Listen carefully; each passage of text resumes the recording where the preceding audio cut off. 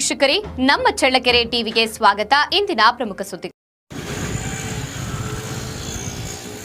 ಬಡವರ ಬಂಧು, ಜನನಾಯಕ ಹಾಗೂ ರಾಜ್ಯ ರಾಜಕಾರಣದಲ್ಲಿ ತನ್ನದೇ ಆದ ಛಾಪು ಮೂಡಿಸಿದ್ದ ಸಚಿವ ಡಿ. ಸುಧಾಕರ್ ಅವರ ನಿಧನದ ಸುದ್ದಿ ಚಳ್ಳಕೆರೆ ಸೇರಿದಂತೆ ಜಿಲ್ಲೆ, ರಾಜ್ಯದಾದ್ಯಂತ ತೀವ್ರ ದುಃಖದ ವಾತಾವರಣ ಸೃಷ್ಟಿಸಿದೆ.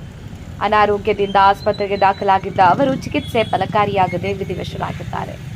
ಸಚಿವರ ನಿಧನದ ಸುದ್ದಿ ತಿಳಿಯುತ್ತಿದ್ದಂತೆ ಅಭಿಮಾನಿಗಳು, ಕಾರ್ಯಕರ್ತರು ಹಾಗೂ ಸಾರ್ವಜನಿಕರು ಕಂಬನಿ ಮಿಡಿದಿದ್ದಾರೆ.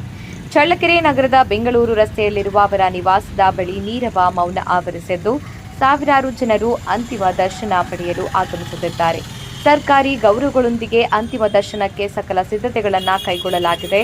ಸಚಿವರ ನಿವಾಸದ ಮುಂದೆ ಪೊಲೀಸ್ ಬಂದೋಬಸ್ತ್ ಏರ್ಪಡಿಸಲಾಗಿದ್ದು, ಶಾಮಿಯಾನ ಹಾಗೂ ಸಾರ್ವಜನಿಕರ ವ್ಯವಸ್ಥೆ ಮಾಡಲಾಗಿದ್ದು, ಭಾನುವಾರ ರಾತ್ರಿ ಪೂರ್ತಿ ನಿವಾಸದ ಮುಂದೆ ಅಂತಿಮ ದರ್ಶನ ವ್ಯವಸ್ಥೆ ಕಲ್ಪಿಸಲಾಗಿದ್ದು, ಸೋಮವಾರ ಮುಂಜಾನೆಯಿಂದ ಚಿತ್ರದುರ್ಗ ರಸ್ತೆಯಲ್ಲಿರುವ ಡಿ. ಸುಧಾಕರ್ ಕ್ರೀಡಾಂಗಣದಲ್ಲಿ ಸಾರ್ವಜನಿಕರ ಅಂತಿಮ ದರ್ಶನಕ್ಕೆ ಪಾರ್ಥಿವ ಶರೀರ ಇರಿಸಲಾಗುತ್ತದೆ. ಕುಟುಂಬದ ಮೂಲಗಳ ಪ್ರಕಾರ ಜೈನ ಧರ್ಮದ ಸಂಪ್ರದಾಯದಂತೆ ಸೋಮವಾರ ಸಂಜೆ ಅಂತ್ಯಕ್ರಿಯೆ ನೆರವೇರಲಿದೆ. ಚಿತ್ರದುರ್ಗ ರಸ್ತೆಯಲ್ಲಿರುವ D. Sudhakar shuttle badminton court ಆವರಣದಲ್ಲಿ ವಿಧಿವಿಧಾನಗಳು ನಡೆಯಲಿವೆ ಎಂದು ತಿಳಿದುಬಂದಿದೆ. ಅಂತಿಮ ದರ್ಶನ ಹಾಗೂ ಅಂತ್ಯಕ್ರಿಯೆ ನಡೆಯುವ ಸ್ಥಳದಲ್ಲಿ ನಗರಸಭೆ ವತಿಯಿಂದ ಸಿದ್ಧತಾ ಕಾರ್ಯಗಳು ಭರದಿಂದ ಸಾಗುತ್ತಿವೆ.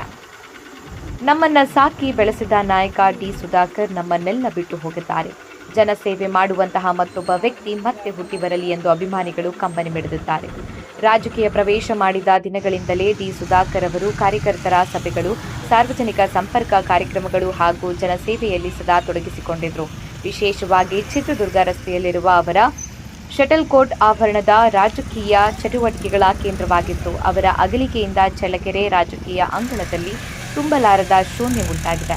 ಪೊಲೀಸ್ ಇಲಾಖೆ ಹಾಗೂ ತಾಲೂಕು ಆಡಳಿತವು ಸಾರ್ವಜನಿಕರ ಅಂತಿಮ ದರ್ಶನ ಮತ್ತು ಅಂತ್ಯ ಸಂಸ್ಕಾರ ಕಾರ್ಯಕ್ರಮಗಳು ಶಾಂತಿಯುತವಾಗಿ ನಡೆಯಲು ಸಕಲ ಸಿದ್ಧತೆಗಳನ್ನು ಮಾಡಿಕೊಂಡಿವೆ.